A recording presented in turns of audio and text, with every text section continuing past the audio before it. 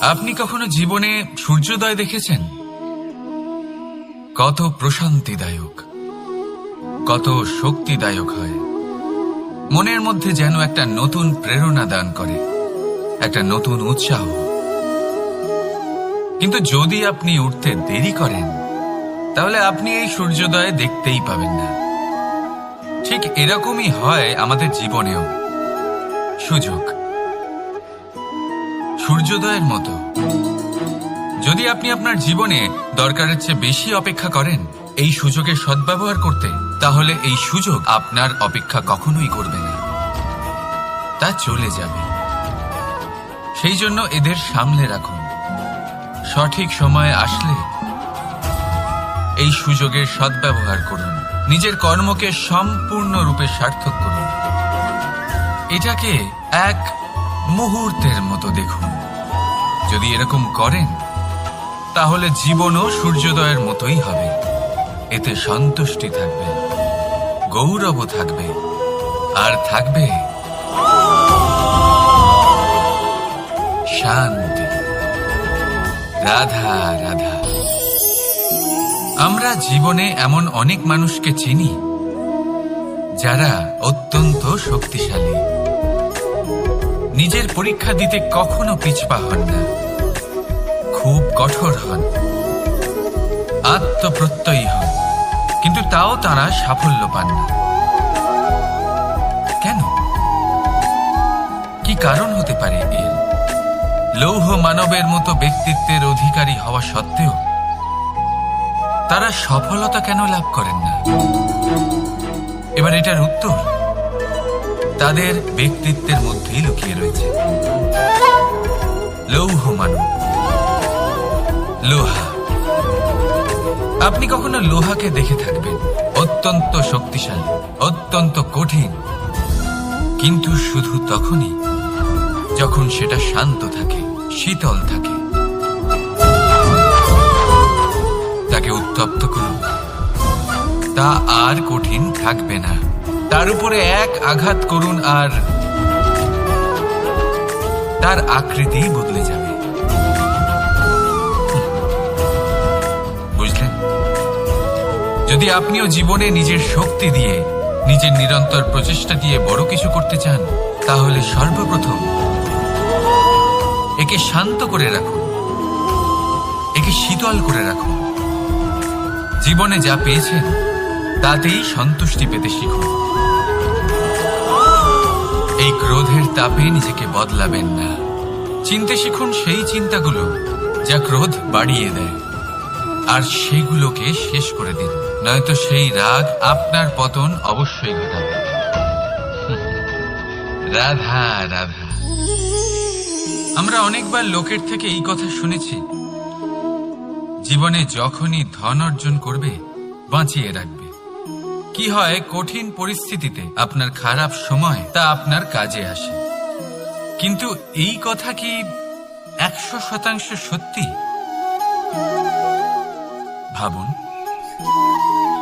এই সমস্ত ধন যে আপনি অর্জন করেছেন, তা কি আপনাকে সুস্বাস্থ্য দিতে পারবে? এই সমস্ত ধন কি আপনাকে সুখ এনে দিতে পারবে? পারবে না, তাই না? চলুন আমি আপনাকে একটা কথা বলি। পরমেশ্বর, ঈশ্বর, যদি এই ঈশ্বরের ওপর আপনি বিশ্বাস রাখেন, সর্বদাই ভালো কাজ করেন, সবার মধ্যে প্রেম ছড়িয়ে দেন, আর সবার জন্য শুধু ও শুধুমাত্র শুভকামনা করেন, তাহলে আপনার সাথে কখনো কোনো খারাপ হতে পারে না। তাই সময় বদলান, সময় বদলানোর উপকরণ নয়। আর ভালোবেসে বলুন রাধা রাধা। অনেকবার আমাদের দৃষ্টিভঙ্গি এমন হয়ে থাকে যে আমাদের আসল সত্যের থেকে অনেকটা দূরে নিয়ে যায়। আমরা যেরকম দেখি সেরকম সবসময় হয় না। এবারে দেখুন না, আমরা মানুষেরা, আমাদের ভালো লাগে। আমরা কোথাও গেলাম, আমাদের স্বাগত জানানো হলো, আমাদের প্রশংসা করা হলো, কেউ আমাদের দিকে হাসি মুখে তাকালো, আমাদের ভালোবাসলো, আমাদের ভালো লাগে।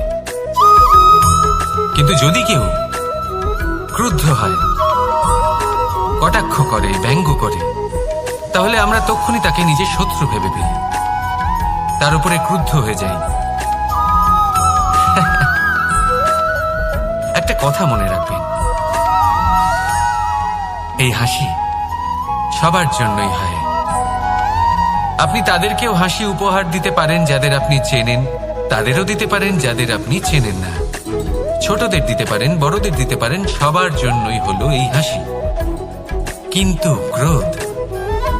ক্রোধ তাদের উপরেই আসে যাদের আমরা জীবনে কখনো হারাতে চাই না, যাদেরকে আমরা অসম্ভব ভালোবাসি, যাদের জন্য আমরা আশা করি যে তাদের জীবনের পরবর্তী সময় সব সময় সুখময় হোক, উজ্জ্বল হোক।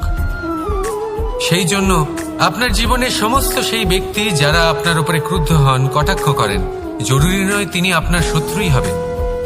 হতে পারে সে হলো আপনার শুভাকাঙ্ক্ষী, যিনি আপনার শুধুমাত্র ভালোই চান, যিনি আপনার জন্য একটা সুন্দর ভবিষ্যৎ চান। সেই জন্য সব সময় মন দিয়ে অন্যের কথা বোঝার প্রয়াস করুন। আপনি জানতে পারবেন তাদের কর্মের ধর্ম কি হতে পারে, আপনি জানতে পারবেন তাদের ক্রোধের মর্ম কি হতে পারে। রাধা রাধা। জীবনের এই পথে এগোতে এগোতে আমরা কোথাও থেমে যাই, আমরা জানি না কেন। আমরা চেষ্টা করি যেন আমরা সামনে এগোতে পারি, কিন্তু এরকম হয় না। কি কারণ হতে পারে এর? আসুন আমি আপনাকে বোঝাই। মনে করুন আপনি কোনো রাস্তায় হাঁটছেন, আপনার পা মুচকে গেল, আপনি পায়ে আঘাত পেলেন। এখন এই আঘাত যদি আপনাকে পথ চলতে বাধা দেয়, তখন আপনি থেমে যান। যদি আপনার ভাবনা চিন্তা ক্ষুদ্র হয়, তাহলে আপনি জীবনে কখনোই এগোতে পারবেন না। ভেঙে যাওয়া কলম দিয়ে আপনি কখনো চিঠি লিখতে পারবেন না। ঠিক সেইভাবেই যদি আপনার মনে অন্যের জন্য হিংসা থাকে, তাহলে আপনি আপনার নিজের ভাগ্য লিখতেই পারবেন না। কাজের প্রতি আলস্য আপনাকে কখনো ধনী হতে দেবেই না, আর ধনের প্রতি লোভ তা আপনাকে কখনো মহান হতে দেবে না। ছোট একটা কথা, কিন্তু এ হলো অত্যন্ত গুরুত্বপূর্ণ। ভাবনা চিন্তা অবশ্যই করুন, আর বোঝার চেষ্টা করুন সেটা যা আপনি বুঝতে চান। হতে পারে আপনি এমন কোনো পথ খুঁজে পেলেন যার ফলে আপনি কোনো খারাপ পথে যেতে যেতে থেমে গেলেন, বা আপনি এমন কোনো অর্থ খুঁজে পেলেন যা আপনাকে মহান হবার পথে অগ্রসর করে দিল। রাধা রাধা। অহংকার এ হলো ছোট একটা শব্দ, কিন্তু এর প্রভাব অত্যন্ত বৃহৎ হয়ে থাকে। আর সব থেকে বড় সমস্যা হলো মানুষ আজ অবধি বুঝতেই পারেনি যে এই অহংকারের বাস্তব রূপ কিরকম। কেউ একে গর্বের নাম দেন, কেউ একে আত্মসম্মানের নাম দিয়ে থাকেন, এবং কোথাও একটা এমন সময় চলে আসে যখন সময় এই অহংকারকে ভেঙে খান খান করে দেয়। আর তখন না গর্ব আপনাকে বাঁচাতে পারে, না আপনার আত্মসম্মান। এখন যদি আপনাকে উদাহরণ দিই, তাহলে যেখানে আপনি বসে আছেন সেই ঘরেই ওপরে তাকান, সেই ছাদের দিকে। যদি এই ছাদ অহংকার করতে থাকে যে দেখো আমি তো সব থেকে উঁচু জায়গায় আছি, আমার চেয়ে ওপরে আর কেউ নেই, আমি এই ঘরে থাকা সমস্ত ব্যক্তিকে ছায়া প্রদান করি, যদি এই অহংকার এসে যায় তাহলে কি? একবার ভেবে দেখুন, যদি পরের দিন তার উপর আরো একটা তলা বানিয়ে দেওয়া হয় তাহলে কি? এই ছাদ যার নিজের উঁচু হবার অহংকার ছিল, যে সব থেকে ওপরে ছিল, সে এবার পায়ের তলায় চলে এসছে। এটাই হয়ে থাকে। মনে কখনোই অহংকার পোষণ করবেন না। যদি মনের মধ্যে কিছু রাখতে চান, তাহলে প্রেমের ভাব রাখুন, স্নেহ রাখুন। এই অহংকারকে আপনি যা ইচ্ছে নাম দিন, গর্ব হোক, আত্মসম্মান হোক, এর দ্বারা আপনার কোনোভাবেই কোনো লাভ হবে না। তাহলে এই অহংকারকে ত্যাগ করুন আর আমার সাথে ভালোবেসে বলুন, রাধা রাধা। একটা সিদ্ধান্ত। এই জীবনে একটা সিদ্ধান্তের গুরুত্ব কি হতে পারে তা কখনো ভেবে দেখেছেন? একটা সিদ্ধান্ত সেই ভিত্তি হতে পারে যা আপনার পুরো জীবনকে বদলে দিতে পারে, এই সমস্ত সংসারকে বদলে দিতে পারে, ভবিষ্যৎ বদলে দিতে পারে। এই সিদ্ধান্ত যে কোন রাস্তা চয়ন করতে হবে, সেই সিদ্ধান্ত যে কখন সামনে এগোতে হবে আর কখন থেমে যেতে হবে, সেই সিদ্ধান্ত যে কখন যুদ্ধ করতে হবে আর কখন নিজেকে পিছু পা হতে হবে। এই সিদ্ধান্ত হলো খুব গুরুত্বপূর্ণ। আর আপনি তো এই সংসারে একা নন, তাই আপনার একটা সিদ্ধান্ত শুধু আপনার জন্যই নয়, সমস্ত সংসারের জন্য গুরুত্বপূর্ণ হতে পারে। এবার এই সিদ্ধান্ত আপনারই হবে। ভাবনা চিন্তা করে নেবেন, সাফল্য পাবেন। রাধা রাধা। ভবিষ্যৎ। সংসারে এমন কোন ব্যক্তি আছেন যিনি নিজের ভবিষ্যতের বিষয় ভাবেন না? যে কেউ ভাবেন, আমার ভবিষ্যৎ কিছু এরকম হবে, আমি ভবিষ্যতে এরকম কিছু একটা করব, এই সুবিধা থাকবে, এই আনন্দ পাবো, ইত্যাদি ইত্যাদি। কিন্তু সত্যি বলি, ভবিষ্যতের থেকে বড় ভণ্ড আর কেউ নেই। ভবিষ্যৎ আপনাকে ছেড়ে চলে যাবে, আপনি জানতেও পারবেন না। ভবিষ্যৎ আপনার থেকে আপনার বর্তমান কেড়ে নেবে। অনেক সময় আমরা ভবিষ্যতের বিষয় ভাবতে থাকি, দুশ্চিন্তা করতে থাকি, ভবিষ্যৎ দিয়ে নিজেকে এতটাই ঘিরে ফেলি যে বর্তমান কি তা ভুলেই যাই, তার বোধই আমাদের থাকে না। ভাবুন, ভবিষ্যৎ কি? ভবিষ্যৎ হলো সেটাই যা এখনো পর্যন্ত ঘটেনি।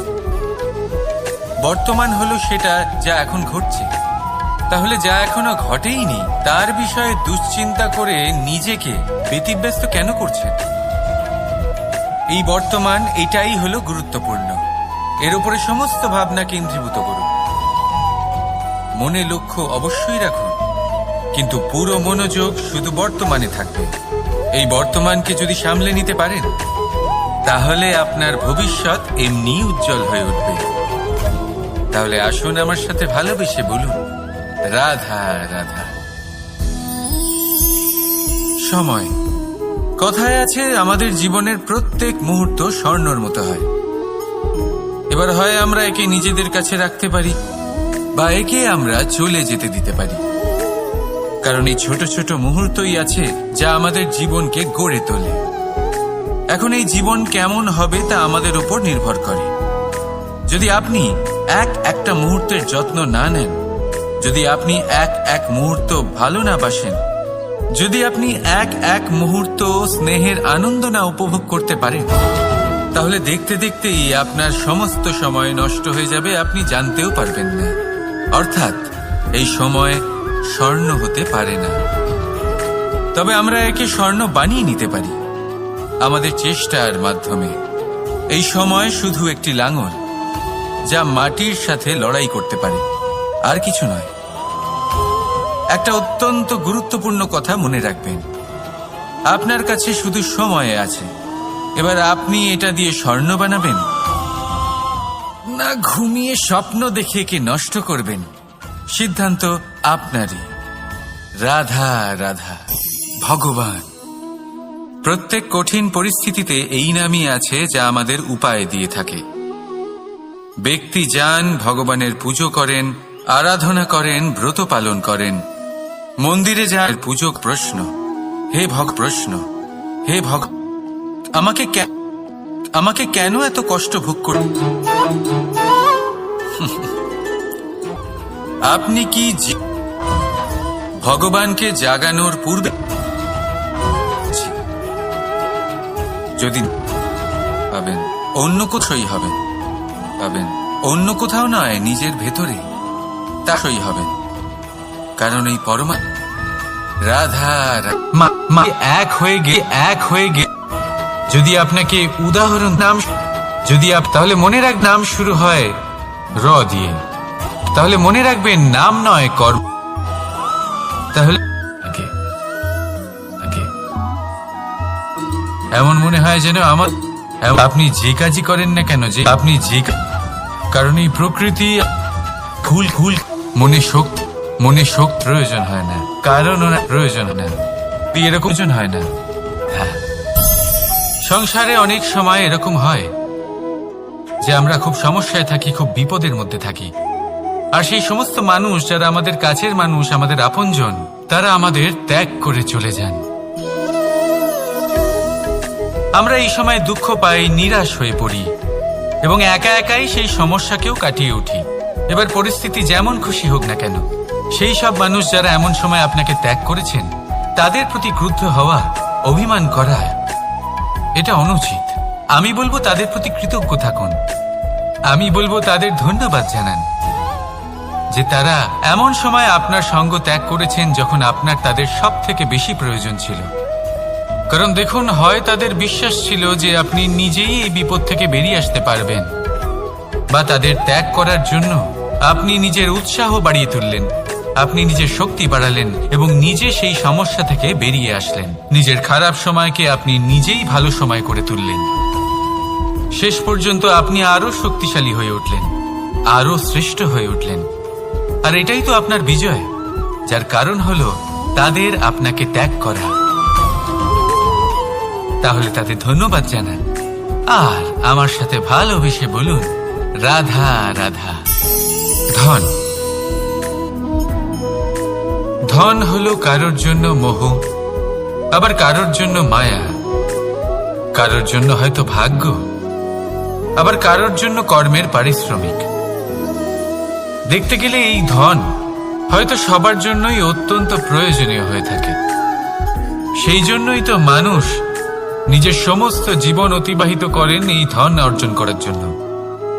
অনেক মানুষ এমনও হয় যাদের সমস্ত জীবন এই ধন অর্জন করতেই কেটে যায়।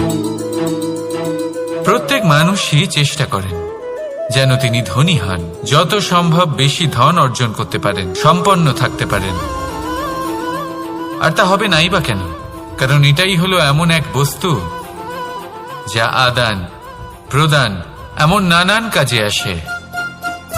চেষ্টা তো সব মানুষই করেন, ধন অর্জন সব মানুষ করতে পারেন না। কারণ হলো এটাই যে মানুষ ভাবেন যে তার কাছে কিছু ধন এলে তারপর তিনি কিছু করে দেখাবেন, আর ধন ভাবে যদি এই মানুষ কিছু করে দেখান তাহলে আমি তার কাছে আসব। সেই জন্য কিছু করে দেখান। আপনি ধন লাভের আশায় ছোটে বলা হবে, যদি আপনি ধন বলা হবে, সে আসবেই আসবে। সে আর মনে সবসময় একটা প্রশ্ন এসেই থাকে, মনে সবসময় ঈশ্বর। আমরা ভাবি এই জীবন গুছিয়ে কিভাবে রাখা যায়। আমরা ভাবি এই জীবন শাস্ত্র অধ্যয়ন অর্জন করি যাতে জীবনটা কথা শাস্ত্র অধ্যয়ন একটা সহজ কথা। এই কথাকে শব্দ হয় অত্যন্ত শক্তিশালী।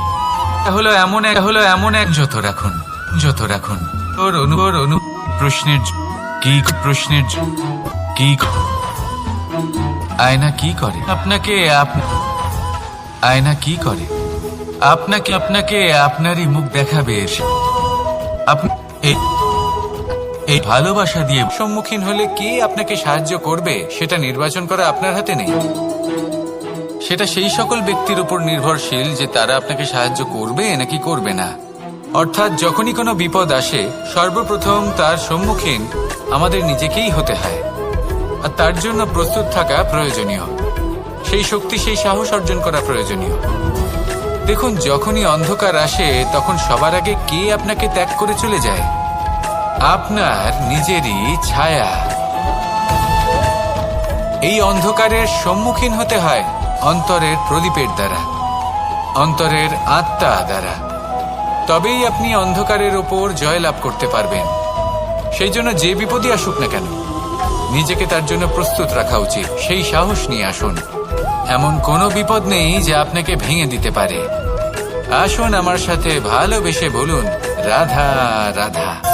মানুষ সবসময় চায় যে তার জীবনে যেন কখনো কোনো সমস্যাই না আসে, সে চায় তার জীবন যেন শুধুমাত্র শান্তি এবং সুখের দ্বারা পূর্ণ থাকে। কিন্তু এই চাহিদা অনুচিত কিছু নয়। আমরা সবাই এটাই চাই যে জীবনে সুখ থাক, শান্তি থাক। কিন্তু এই কথা সবসময় মনে রাখবেন, যে সূর্য উদিত হন সংসারকে প্রকাশমান করেন, দুপুরবেলায় সংসারকে রৌদ্র প্রদান করেন, সন্ধেবেলায় তাকেও অস্ত যেতে হয়। এবার আমাদের জীবন চক্র কিছুটা এরকমই। কোনো কিছুই চিরকাল একরকম থাকে না। কখনো এই নদীকে দেখুন, যা বয়ে চলেছে। এই নদী যা বয়ে চলেছে তার পথেও অনেক বিপদ আসে। বড় বড় পাথরের সম্মুখীন হয়ে তাকেও সামনে এগিয়ে যেতে হয়। একটি পুকুর যা চারদিক থেকে ঘেরা, তার জীবনে কিন্তু কোনো সমস্যা নেই। কিন্তু এই সংসারে পুকুরের পুজো করা হয় না, পুজো করা হয় নদীকে। মনে রাখবেন, সমস্যার ঊর্ধ্বে তিনি উঠতে পারেন যিনি সমাধি লাভ করেছেন, যিনি এই সংসারেই নেই। যিনি এই সংসারে আছেন এবং জীবিত আছেন, তার জীবনের সমস্যা হলো শ্বাসবায়ুর মতোই গুরুত্বপূর্ণ। আসুন আমার সাথে ভালোবেসে বলুন, রাধা রাধা। আসুন আমার সাথে ভালোবেসে বলুন, রাধা রাধা। আমি, রাধা আর দাদা, আমরা তিনজনে মিলে লুকিয়ে একটা উপবনে গেলাম। পৌঁছলাম আর আমরা আশ্চর্যচকিত হয়ে গেলাম এটা দেখে যে আমি, রাধা আর সেটা চানে পৌঁছ। আর রাধা উৎসাহিত হয়ে পড়ল। কাম হয়েছে যে এগুলো দিয়ে আমরা আচার বানাবো, আর সেটা কিন্তু কিছু রয়েছে যেখান থেকে কাম করছে। যখনই আমাদের তখন কিন্তু শূন্যতা অবশ্যই পাবেন। আপনারই কিছু রয়েছে যেখান থেকে কি সুন্দর উড়ে বেড়ায় সে, এক ফুল থেকে অন্য শেখে। তারপর সেই ডিমটি সে তখন উড়ে বেড়ায়। শূন্যতা অবশ্যই পাবেন। আপনারই সমস্ত শেখে। তারপর সেই ডিমটি রাধা রাধা।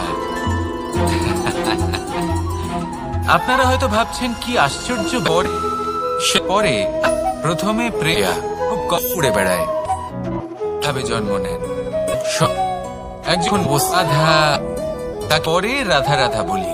এইবার আমি আগেই বলে দিলাম, পরে আপনাদের সবার মধ্যে কিন্তু প্রথমে প্রেম বিতরণ করা ও মানসিকতা অনুযায়ী সে স্বপ্ন দেখে, আর সেই স্বপ্ন সার্থক করতে সে পরিশ্রম করতে থাকে।